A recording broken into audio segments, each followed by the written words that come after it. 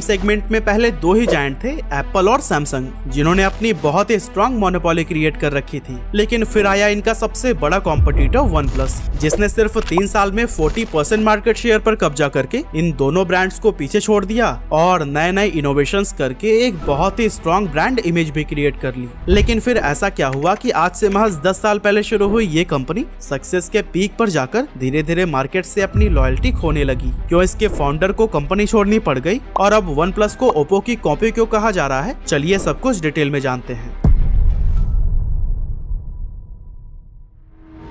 तो दोस्तों, one plus के को फाउंडर कार्ल पाई 2010 में अपनी स्टडी के दौरान ही नोकिया कंपनी में काम करने लगे थे। वहां 3 महीने तक काम करने के बाद उन्होंने कंपनी छोड़ दी और उसके बाद ओप्पो को ज्वाइन कर लिया। उस दौरान उन्होंने बहुत से स्मार्टफोन्स देखे और उनके फीचर्स को समझा, लेकिन किसी भी फोन से उन्हें 100% सेटिस्फेक्शन नहीं मिल पाया। साथ ही उन्होंने ये भी नोटिस किया कि किसी फोन का डिजाइन अच्छा होता है तो वो फीचर्स में मार खा जाता है, और अगर किसी के फीचर्स अच्छे होते हैं तो फिर डिजाइन नहीं। और अगर इक्का दुक्का कोई स्मार्टफोन इन दोनों क्राइटेरिया को थोड़ा बहुत फिल भी कर लेते तो फिर उसकी प्राइस इतनी ज्यादा हाई होती है कि हर कोई इसे अफोर्ड नहीं कर सकता था। और दोस्तों, इसी मार्केट गैप को देखते हुए कार्ल पाई ने एक ऐसा स्मार्टफोन बनाने का सोचा जो डिजाइन और फीचर्स दोनों में ही बेस्ट हो, साथ ही इसकी प्राइस कैटेगरी भी मिड रेंज हो, ताकि मैक्सिमम लोग बजट में भी एक प्रीमियम फोन इस्तेमाल कर सके। अब अपने इन्हीं आइडियाज के साथ कार्ल पाई ने ओप्पो कंपनी को छोड़ दिया और अपने एक दोस्त पेटे लाओ के साथ मिलकर वन प्लस नाम की कंपनी बनाई, जिसका मतलब था कॉम्पिटिटर्स से 1 स्टेप आगे। स्टार्टिंग में उनकी कंपनी में सिर्फ 5 एम्प्लॉइज ही थे और ये सभी एक कैफे में बैठकर प्रोजेक्ट से रिलेटेड बातों पर डिस्कशन किया करते थे। अब कार्ल ने देखा कि इन सभी एम्प्लॉइज के पास ही आईफोन था और इसी वजह से कार्ल पाई ने क्विकली उन मेन रीजंस को समझ लिया कि आखिर लोग एंड्रॉयड को क्यों यूज नहीं करना चाहते। उन्होंने देखा कि ज्यादातर एंड्रॉयड फोन्स की पुअर बिल्ड क्वालिटी, लैगी सॉफ्टवेयर और सिक्योरिटी इश्यूज ने यूजर्स को परेशान कर रखा था और उन्हें वो एक्सपीरियंस नहीं मिल पा रहा था जो कि आईफोन प्रोवाइड कर रहा था। यही वजह है कि ओवर बजट होने के बावजूद भी एप्पल ने अपनी मोनोपोली क्रिएट कर ली थी। लेकिन फिर उनका क्या, जो आईफोन अफोर्ड ही नहीं कर सकते? यही सब रियलाइज करके कार्ल पाई ने एक बेहद स्लीक डिजाइन और सस्ते में आईफोन जैसा ही बेहतरीन यूजर एक्सपीरियंस एंड्रॉयड में दिलाने का सोचा। साथ ही काफी स्ट्रेटेजीज और मार्केट रिसर्च के बाद इन्होंने अपने पूरे मोमेंट को ऑफलाइन के जगह ऑनलाइन रखा, क्योंकि ऑनलाइन में वो मार्केटिंग पर बहुत कम खर्च करके भी तेजी से एक बड़ा यूजर बेस क्रिएट कर सकते थे। और फिर अपने प्लान को एग्जीक्यूट करके दिसंबर 2013 में फाउंडर्स ने अपना कमाल का स्लोगन अनाउंस किया, नेवर सेटल्ड। इसके बाद उन्होंने अपनी एक ऑनलाइन कम्युनिटी भी बनाई जिसके जरिए लोग वन प्लस न्यूज और फोरम्स को एक्सेस कर सकते थे। हालांकि अभी कंपनी ने अपना एक भी स्मार्टफोन लॉन्च नहीं किया था, लेकिन फिर भी इसकी कम्युनिटी से बहुत बड़ी संख्या में लोग जुड़ने लगे थे, क्योंकि कहीं ना कहीं लोगों को ये आइडिया हो गया था कि कंपनी कोई रिवोल्यूशनरी प्रोडक्ट बना रही है। फिर आया 23 अप्रैल 2014 का दिन, जब वन प्लस ने अपना पहला स्मार्टफोन लॉन्च किया, वन प्लस वन। अब जब ये फोन लॉन्च होने वाला था तो कंपनी का अनुमान था कि उनके कुछ हजार से ज्यादा स्मार्टफोन नहीं बिकेंगे। इसी को ध्यान में रखते हुए उन्होंने पहले वन प्लस वन के सिर्फ 1000 यूनिट को ही मैन्युफैक्चर किया था। लेकिन कंपनी का ये अनुमान बिल्कुल गलत साबित हुआ, क्योंकि ये फोन टेक एंथुसियास्ट के बीच इंस्टेंट हिट साबित हो गया और 1 साल के अंदर ही वन प्लस ने इस फोन की 10 लाख यूनिट्स बेचकर रिकॉर्ड बना दिया। इस रिकॉर्ड को बनाने के लिए वन प्लस ने 2 कमाल के मार्केटिंग कैंपेन्स पर काम किया था, जिसमें पहला था कि आप इस फोन को तभी खरीद सकते हैं जब आपका कोई दोस्त या जानने वाला आपको उसे रेफर करेगा, और दूसरे कैंपेन का नाम था स्मैश द पास्ट। यानी वन प्लस ने कहा कि आप अपना पुराना फोन तोड़िए और उसका वीडियो बनाकर सोशल मीडिया पर अपलोड करिए, जिसके बदले में हम आपको ब्रांडेड वन प्लस वन नया स्मार्टफोन देंगे, वो भी सिर्फ $1 में। ये कैंपेन इतना ज्यादा वायरल हो गया कि सिर्फ 1 हफ्ते में ही 1,40,000 लोगों ने अपना स्मार्टफोन तोड़कर उसका वीडियो सोशल मीडिया पर अपलोड कर दिया, और इस तरह से वन प्लस का पहला ही फोन बहुत बड़ा हिट साबित हुआ।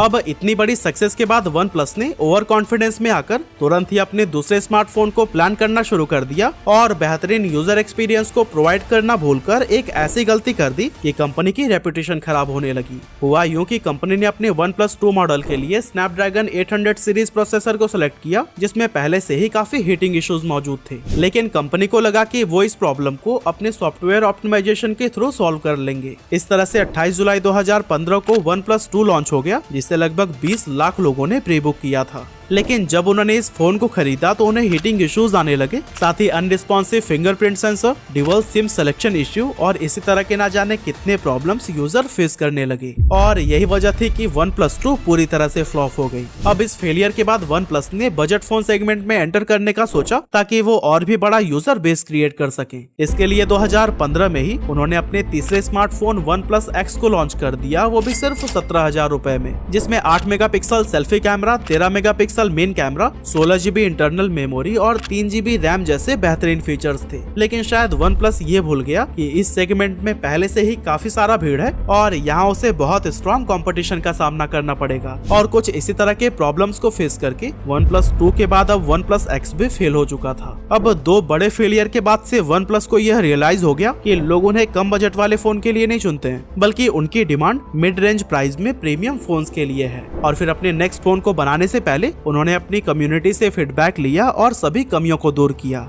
और आखिरकार OnePlus ने 14 जून 2016 को अपना चौथा स्मार्टफोन फिर से प्रीमियम सेगमेंट में लॉन्च किया, जो था OnePlus 3। इसमें Android Marshmallow based oxygen OS software, dash fast charging, 3000 mAh battery, 6 GB RAM, 64 GB internal space और अच्छी क्वालिटी का कैमरा जैसे कई बेहतरीन फीचर्स थे। और इस फोन का प्राइस रखा गया था 27,999 रुपए, जिसके चलते यह मार्केट में इंस्टेंट हिट साबित हो गया। और फिर कंपनी ने सेम ईयर एक और स्मार्टफोन लॉन्च किया, OnePlus 3T। इसकी भी बेहतरीन क्वालिटी लोगों को खूब पसंद आई, क्योंकि ये डिजाइन और फीचर्स के मामले में गूगल पिक्सल और iPhone 7 जैसे फोन्स की बराबरी कर रहा था। अब तक OnePlus को यह अच्छे से पता लग गया था कि यूजर्स उनसे प्रीमियम फोन की उम्मीद रखते हैं, वो भी मिड प्राइस में। और कहीं ना कहीं OnePlus कंपनी की शुरुआत भी तो इसी गैप को ही फिल करने के लिए की गई थी। अब कंपनी को अपना पर्पस मिल गया था, जिस पर काम करते हुए उन्होंने OnePlus 5 और OnePlus 5T जैसे और भी स्मार्टफोन लॉन्च किए, जो कि उस समय के famous Nokia 8, Moto Z2 Play और Xiaomi Mi Mix 2 से भी कहीं ज्यादा अट्रैक्टिव और हैंडी थे।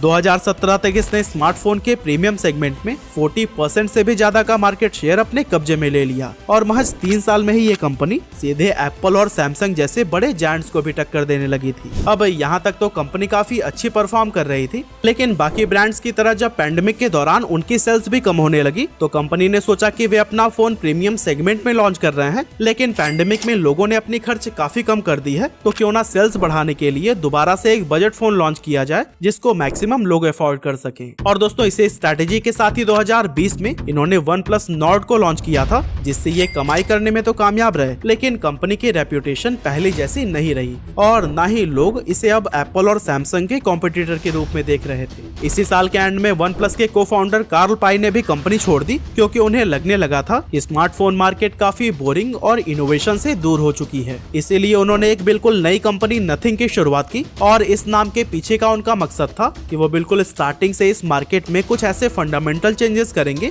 जो बाकी कंपनीज इग्नोर कर रही हैं। कार्ल पाई के कंपनी छोड़ने के बाद OnePlus इनोवेशन से और भी ज्यादा दूर हो गई और अपना लॉयल यूजर बेस खोने लगी। और इस तरह से OnePlus को नीचे जाते हुए देख इसकी पेरेंट कंपनी BBK इलेक्ट्रॉनिक ने इसे अपनी ही सब्सिडियरी कंपनी Oppo के साथ में मर्ज कर दिया, ताकि ये दोनों कंपनीज एक दूसरे के इनोवेशंस को अडॉप्ट कर सकें। और फिर इसी साल OnePlus ने OnePlus Nord 2 को लॉन्च किया, जो कि 4 महीने के अंदर ही इंडिया में 3 बार ब्लास्ट कर गया और यूजर्स को काफी चोटें भी आई। इन ब्लास्ट की तस्वीरें इंटरनेट पर भी खूब वायरल हुई और एक बार फिर लोगों का इस कंपनी से ट्रस्ट हटने लगा। यूजर्स के इस डिसअपॉइंटमेंट का एक और रीजन ये भी था कि OnePlus अब Oppo से मर्ज होने के बाद बिल्कुल उसके जैसी ही होती जा रही थी। दोनों के फीचर्स काफी हद तक सेम हो गए थे, यहाँ तक कि डिजाइन में भी काफी सिमिलरिटीज नजर आ रही थी। और जब कंपनी ने अनाउंस किया कि वो अपने फोन के ऑपरेटिंग सिस्टम को ऑक्सीजन OS की जगह Oppo के कलर OS पर शिफ्ट करने जा रहे हैं, तब इस फैसले को भी काफी ट्रोलिंग का सामना करना पड़ा, क्योंकि प्रीमियम प्राइस पे करने के बाद भी अगर उसके बदले में बजट सेगमेंट जैसा प्रोडक्ट मिले तो फिर ये कस्टमर्स को क्यों ही पसंद आएगा। लेकिन दोस्तों, यही सब बातें थी जो OnePlus ब्रांड समझ नहीं पाया और 40% मार्केट शेयर को गंवा सीधे 20% पर आ गिरा।